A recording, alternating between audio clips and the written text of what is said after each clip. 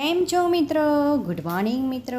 સરસ મજાની આજે એક નવી જાતની ઓરિયો કોફી લઈને આવેલ છીએ. તો ચાલો આપણે બનાવીશું. તો એના માટે એક પેકેટ કોફી લેવાની છે. તમે તમારી મનપસંદ કોફી લઈ શકો છો. પછી એમાં મેં સવા એક ચમચી જેવી ખાંડ નાખી હતી, એમાં જરાક પાણી નાખ્યું હતું અને પછી કોફી મેકરથી આપણે સરસ મજાનું ગ્રાઇન્ડ કરી લેવાનું છે. તમારે જો ડાલ્ગોના કોફી બનાવી હોય તો તમે થોડુંક થીક રાખી શકો છો.